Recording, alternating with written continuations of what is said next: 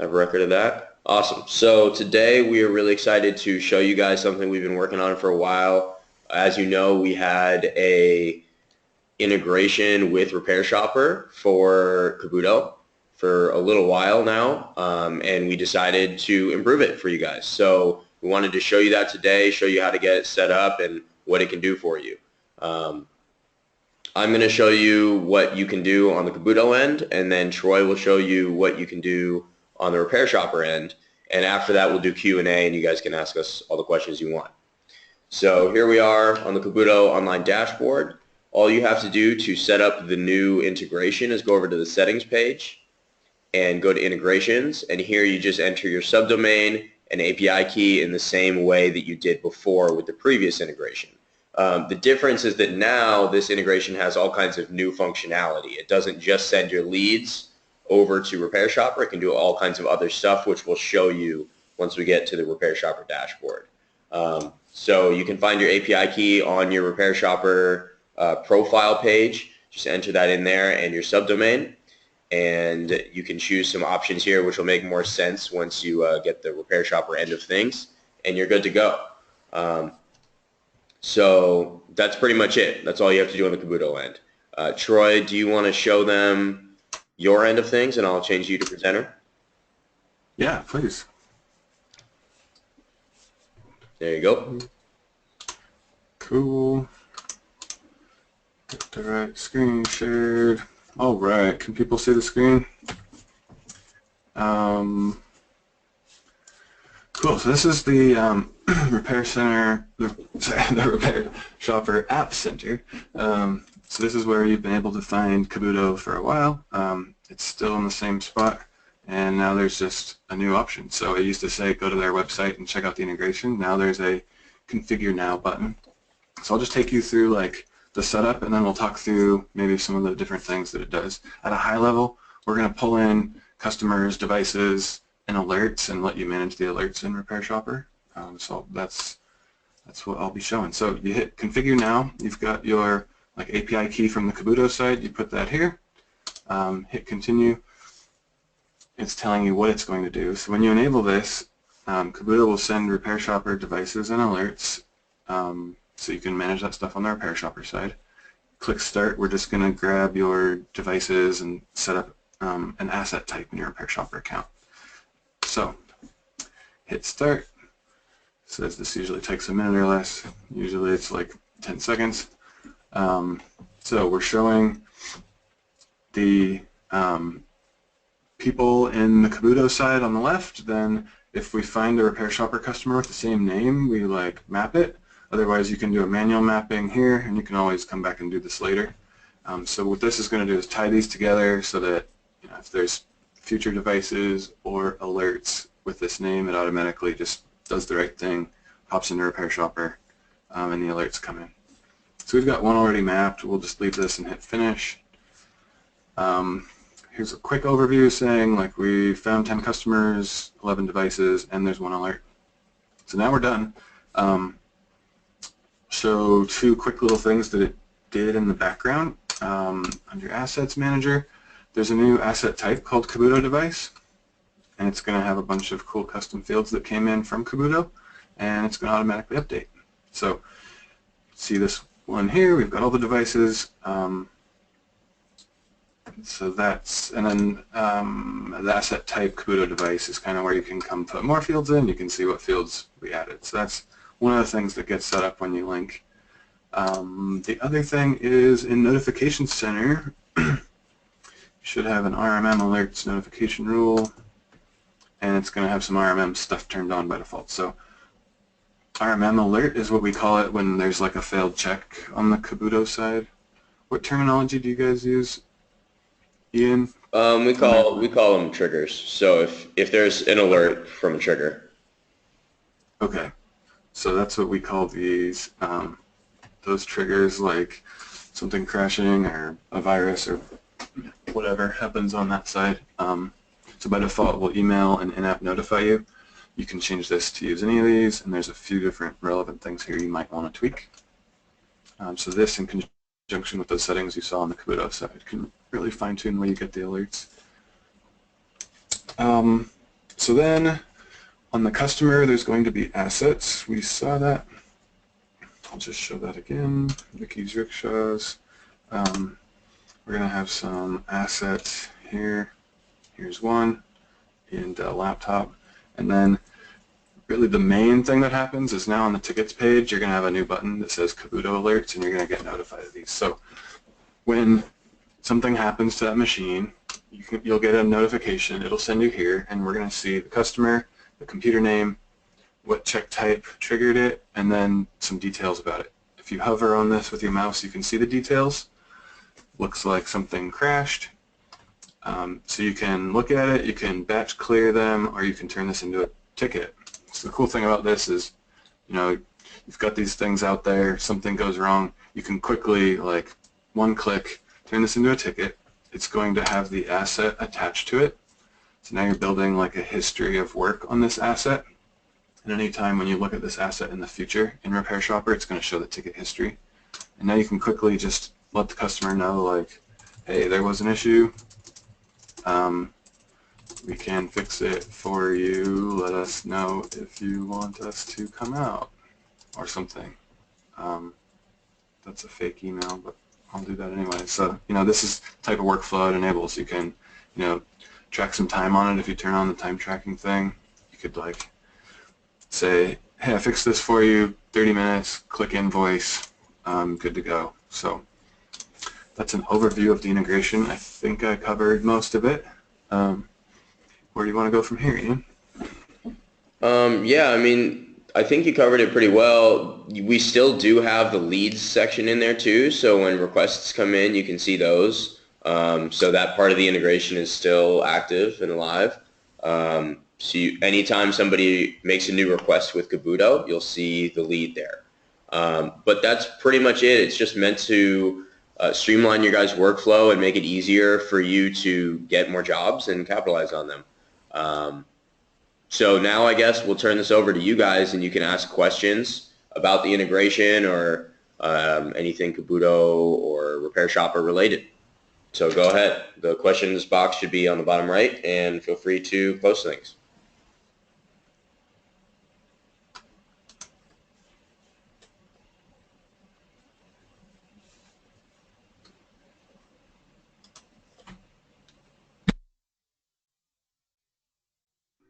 Brian says, any plans on making it possible for us to deploy a Kabuto installer direct from RepairShopr?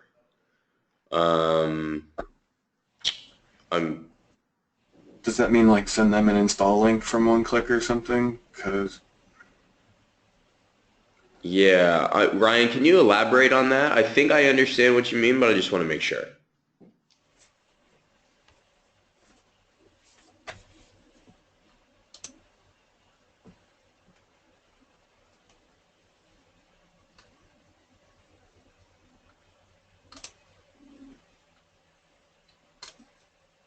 Oh, that question was for Ryan.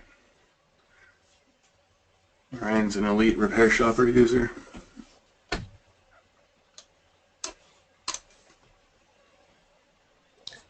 Oh, Ryan says it would include all fields we normally have to fill out manually. Okay, so are you saying like in the RepairShopr dashboard, you'd have an asset and you'd be able to say deploy Kabuto agent, and it would automatically fill it out and everything? Okay, yeah, got it. Name, email, phone, and stuff. Yeah, I'm not. We'd have to think about that from a technical perspective. I don't. Correct me if I'm wrong, Troy, but I don't know if. Do you guys have access to the computer in any way? No, we could provide a URL to an executable if you guys built one on your end. We could talk about this offline, but we could provide a URL, and then they could give that to the customer to click, or the tech, just to save the step of the data entry. Right. Okay. Yeah, that makes sense. That would actually be easy to build. Yeah, we'll look into that, Ryan. Justine says, do existing integration users need to update their API key to see the new integration features in RepairShopr? No, I don't believe you do.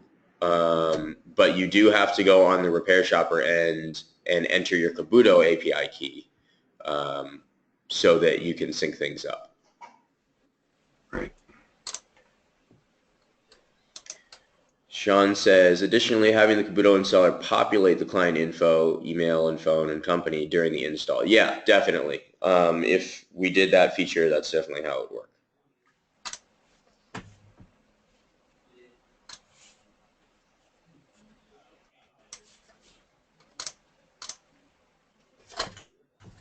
Ryan says, clarify maybe a button on the customer's portal or link from the asset. Yeah. Yeah. Cool.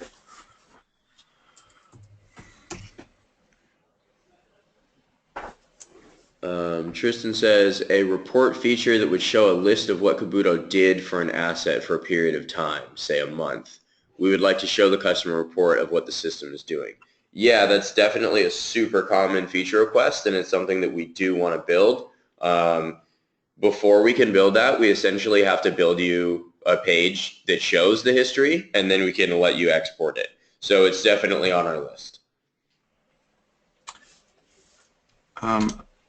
Not exactly sure pronunciation. Vasilis said, hey guys, I see duplicates. So if you do your initial import and you see a lot of what appears to be duplicates from the RepairTech, from the Kabuto side in the customer mapping screen, I can go back to that screen so you know what I'm talking about. Go back. No, I can't go back. Oh, that's a new tab. Kabuto settings, set customers, this one. This one. This is a little more tech supporty, but I imagine a lot of people could run into this, so I think it's worth to show. If you have a lot of duplicates here, we're kind of just magically grouping these on like name, business name, email, that kind of stuff. So if you have a lot of entries with slightly different emails or something, you could end up with duplicates. If you carefully used all the exact same information in Kabuto, they should not duplicate. But that is what's causing it, and happy to look at specific cases and see if we can improve that. So if that's working in a way that you don't like, go ahead and send that feedback in to RepairShopr using the orange feedback button, and we'll take a peek. Cool. We got another question from Ian. He says, we'd like to see tools for rolling our Kabuto en masse to our larger clients. Any plans for this? Yeah, so there is one thing you can do that's relatively easy. Let me show you my screen. We do not currently have like network probing, so there's no way to like roll it out that way. But there is what we call the customer-facing installer, which is a super simple installer that like doesn't allow you to configure anything. It just says like, hey, what's your phone number, contact info, that kind of thing. So this you can give to your clients and say, hey, can you install this on your computer for me? And it's super simple, and then it's done, and then you configure it from the dashboard.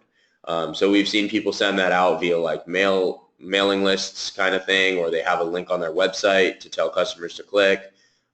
Very simple. There's no like authentication or anything like that. So it's just pre-configured for your account. In addition to that, the technician installer has command line parameters.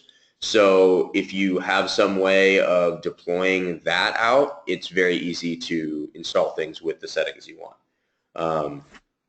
So Ian, you could like, oh, you're both Ian. So you could like make a self-extracting executable in WinRAR that had like the command line options in there. So you could build and install it like a one-click installer for your business clients that have like 50 computers to make that a little easier, for example. There's probably a lot of ways to do that, but if there's command line options, you could do that.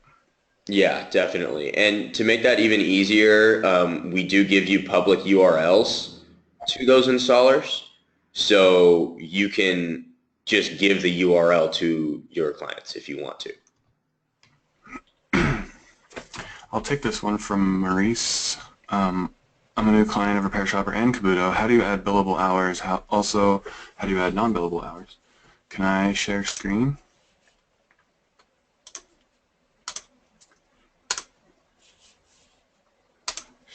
Window. Cool. So I'll do a whirlwind tour. You go to settings, tickets, Enable time tracking module.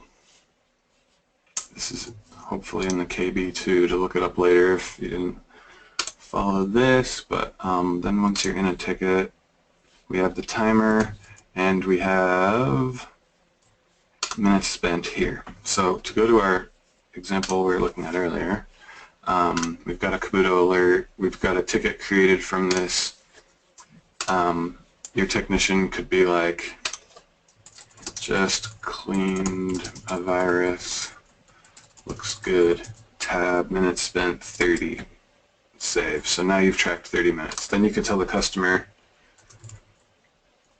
hey, we took care of this, thanks. You could also optionally put more time here. I'll just show you what this looks like with, oh, I don't have a labor product. Hold on, we're on Ian's test account. Labor category, inventory,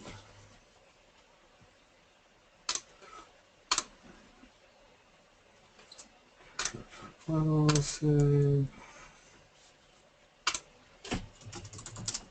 Ian's got like an old test account in here, guys, sorry. Category labor, hopefully this works. Is this the one? Yeah, refresh. Cool, so now we've got a labor item here. So if you wanted, you could say, computer is all set, thanks, 60 minutes labor, charge time now. So there's two different ways you can track time here and here. You can say charge now or not, and what these do is pop into your time tracker. You've got this log here. It shows this one is 60 minutes. There's a note, charge true at this labor rate. This other one is just tracking time. So these will show up differently in your reporting. This will show as just time. This will show as billable time. These all show up in like amount of time you spent on this ticket. And then what that time tracking looks when it's billable is it's in your ticket charges. These are like pending charges that are waiting to be invoiced. Shows we worked on it, and then you just click make invoice. You've got an invoice that shows the ticket, who did it, what they did, at the right labor rate. You can just email that invoice off. Boom. They can pay it from that link. So that's like the whirlwind tour of kind of different ways you can track time. Awesome. We have another question from Matt. If I have certain alerts turned off on the Kabuto end, do they also turn off on the RepairShopr notifications? Just so I don't have to go in and turn off those notifications in RepairShopr manually. I don't actually know. I assume that if they're turned, I assume that we send all of them. Is that correct, Troy?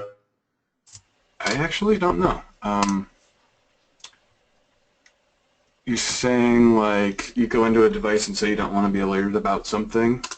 Yeah, so in Kabuto they can change their notifications so that, like, I don't care if the hard drive needs to be defragmented because it's a solid state drive, for example.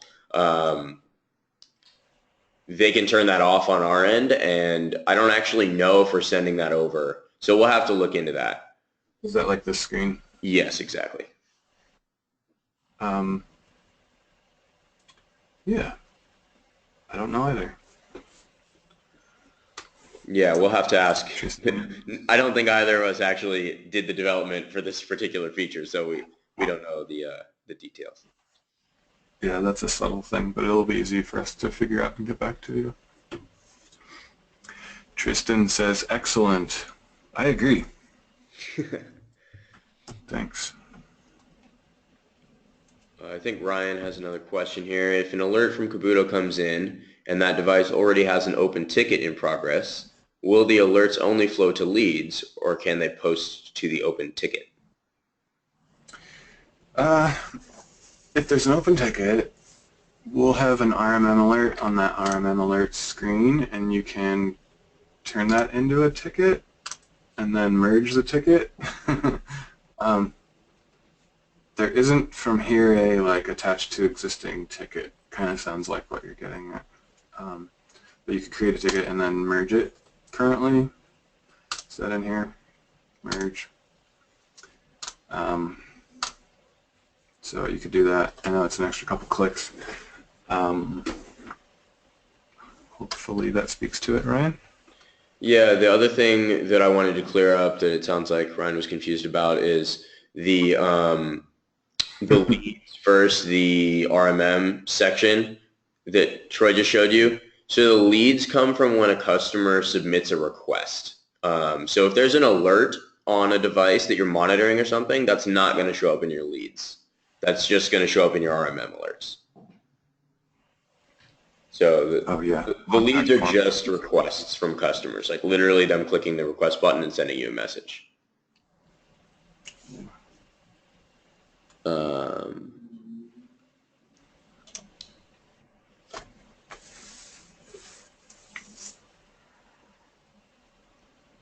Vasilis says, I'm thinking because an X client might have a certain number of computers, and each computer user sets up his one email. Yeah, in RepairShopr you can attach. Yeah, so like business customer with 50 computers, if you build a single installer and put it out, you've got like the same email on 50 computers. In RepairShopr, you'll be able to attach a contact, like a subcontact, to an asset. So we'll have that in our UI. If it's not already there, it'll be very soon. I could try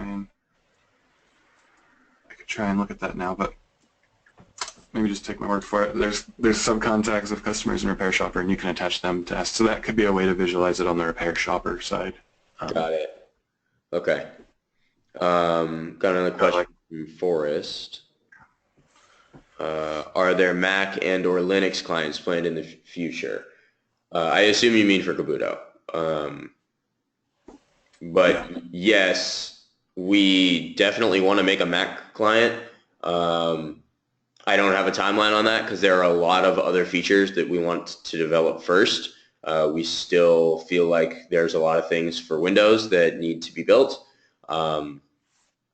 But once we feel pretty good about the Windows side, we will definitely start researching and planning a Mac client. Linux is probably a way lower priority, but that would be nice too.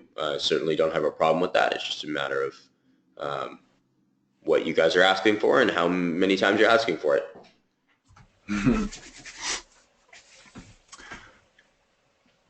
Lincoln says, can a deleted ticket get restored? Yes. If you delete a ticket, is that in here? Delete. You will now have, hey, cool, look at that. Under reports, there's like a deleted ticket report, and you can undelete from there. Deleted tickets, there's one, restore. Is that button working? If it's not working for me, it does work normally. We'll just assume it works. Oh, it came back, but it didn't bring the customer back properly. It came back part of the way. Anyways, it does work. I think Sean's got a question for you, Troy. Yeah. RepairShopr not related to Kabuto, instead separate integration. Should we talk about a separate integration to customer service on this webinar? Probably not.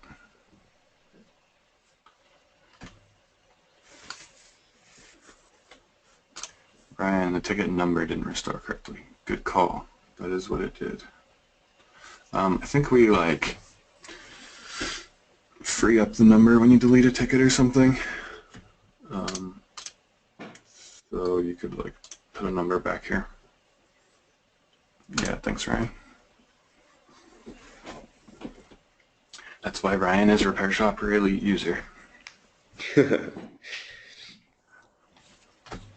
Randy says, notifications of installation or uninstallation of programs on client PC coming soon. That's a cool concept. We have application patch management on Kabuto's end, and we could easily send notifications when we install stuff. Yeah, that's a good idea. We also want to add in the ability to uninstall things, so that would be cool too. But I'm guessing, actually, based on your wording, Randy, that you are talking about when the end user installs or uninstalls stuff. Is that correct? Yeah, like client uninstalls your antivirus, you get an alert, for example. Yeah, so that is already in there, the antivirus stuff. But we do have a list of apps that are in Kabuto that are installed on your computer, and we could alert you anytime a new app is installed or something is uninstalled. That wouldn't be that big a deal. It might be a lot of stuff because sometimes it's hard to differentiate between like Windows updates and an actual application. But Yeah, even application updates is probably hard. yeah.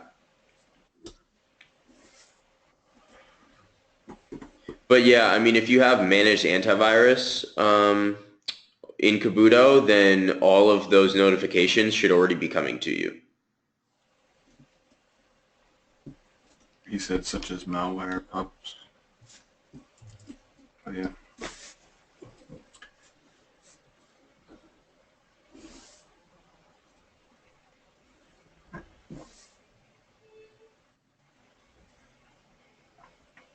Any other questions, guys? Oh, we got one more here from Ryan. You want to take this one? Oh, I guess it's for me. Any ETA on integrating a cloud data backup service with Kabuto? Obviously, this would be a paid add-on. Very interested in deploying Kabuto with managed AV and with a customizable amount of gigabytes for cloud backup. Yes, we are talking to backup companies right now, trying to figure out exactly how to implement something. You guys are really confusing. I'm just going to put that out there with what you guys want as the solution. Everybody likes everything. Let me just put it like that. So because you guys want so many different solutions, I'm assuming they're all good. And so I'm now taking it upon myself and our team to go and talk to these companies and vet them ourselves. So we are talking to companies about managed backup, and we are trying to figure out exactly how to implement it. If you have particular ideas about how you'd like to see it implemented, go ahead and shoot me an email. I will put my email address in the chat box here, and I will be happy to take your feedback and hopefully implement it. So there it is. It's in the chat box. We would very much like to have managed AV, or sorry, managed backup.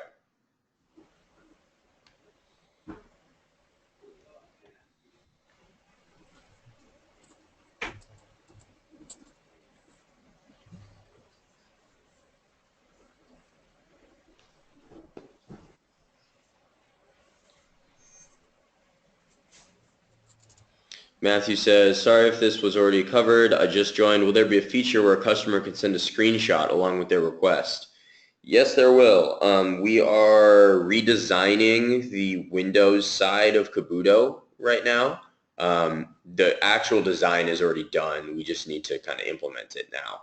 But one of the cool things about it that will be added is the ability for the customer to attach a screenshot, which will then be sent along with the request, just like Matthew said. So that will definitely be in there.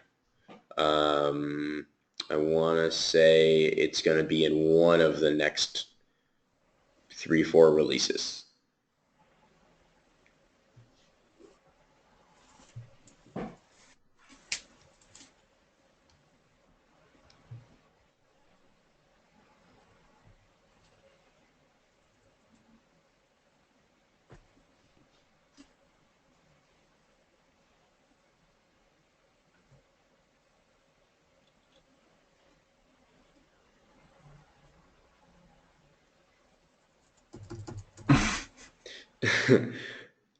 So let's,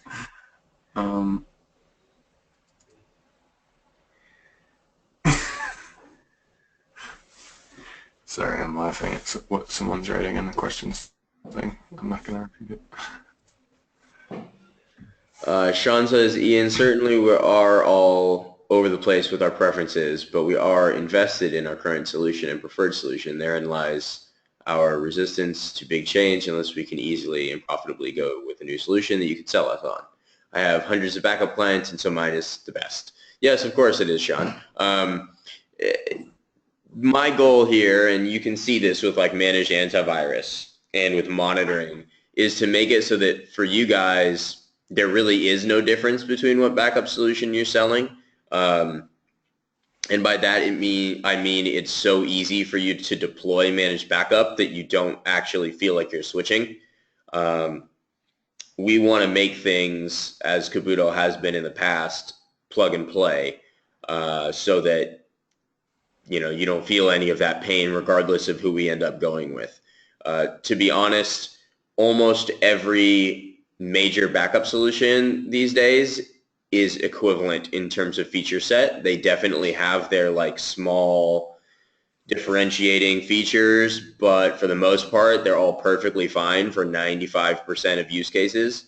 So at this point, it's more important to us that we like the company, and that we believe that they're making a solution that in the long run is going to work best for you guys, and that we can work with them.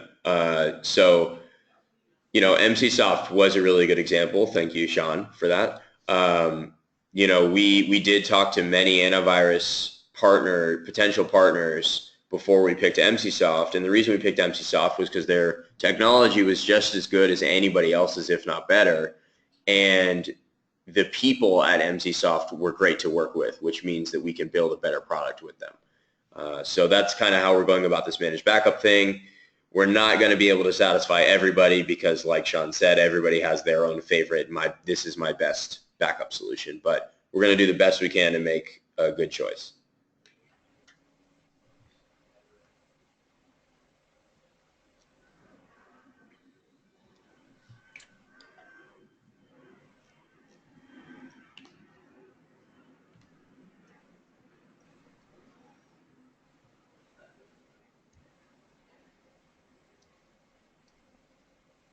I'm curious, Sean, which backup system are you using? I can tell you, he uses Carbonite. Oh, okay. Yeah, I'd say the ones people say most are Carbonite, Cloudberry, Backblaze. Those are probably the ones I hear the most, but obviously there's others like Gilware, and yeah, there's a lot of them out there. Yeah. We've got a good relationship with Cloudberry with our integration. They're fun to work with. Yeah, they seem really cool.